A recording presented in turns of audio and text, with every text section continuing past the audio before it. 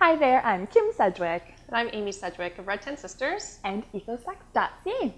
Today we're answering a question that someone wrote in and said, how can I raise my libido to better match my partner?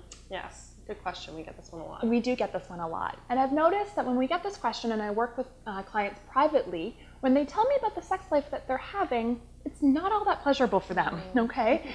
So it sort of makes sense that their libido isn't that high because they're not fantasizing about what's going to happen later because it's not going to be all that great for them. Yeah. So our number one tip is to make sure that the sex that you're having is really, really pleasurable, okay? And the number one way you can do that is to make sure you're communicating with your partner about what it is you like and what it is that you need.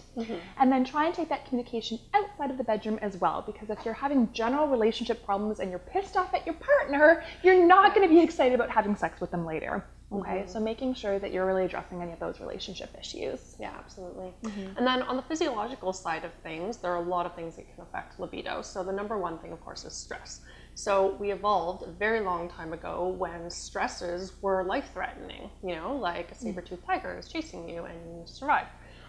So modern day stresses are not usually life-threatening. You know, we've got a deadline, we've got financial pressures. These are not really things that are going to kill you, but the stress response is the same, unfortunately. And so it basically shuts down all non-essential functions, because when you are running for your life, for example, the last thing you're going to be doing is stopping to copulate or get aroused, right? So stress is a major issue, and there's lots of ways that you can address this. Some of it is lifestyle, you know, just like meditating, yoga, exercise. You've heard all these things before. But there are some other really big ones. For example, the things that we eat can really affect our stress. So when we don't have proper maintained blood sugar levels, that can be a chronic stressor daily. So even if you are meditating and doing yoga several times a week, if you don't have that food stuff sorted out, that can be a major ongoing stress. And another one is lack of sleep. We have very poor sleep hygiene in our culture these days.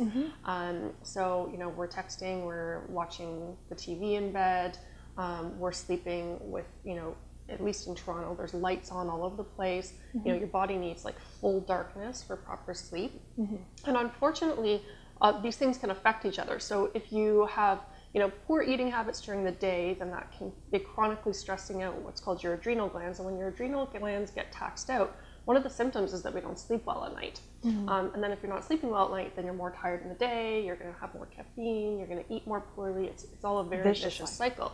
And so that's one of the major contributing factors, unfortunately, to low libido. So you need to address some of those things. And then on another hormonal note, there are a lot of transitional times for women. So when you're on the pill, when you're coming off the pill, when you are postpartum or perimenopausal, there's a lot of shifting hormone things that can really affect your libido as well, because you need, you know, proper amounts of testosterone and other hormones that affect our arousal and our libido to be circulating in your body in order for sex to be pleasurable and for your libido to be active.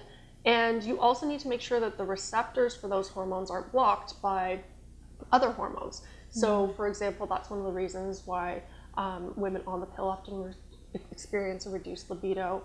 And also a lot of the environmental toxins that we get, like what we call xenoestrogens, so the estrogens that we pick up from our environment, those can also block receptor sites for the sex hormones. So that can be problematic as well.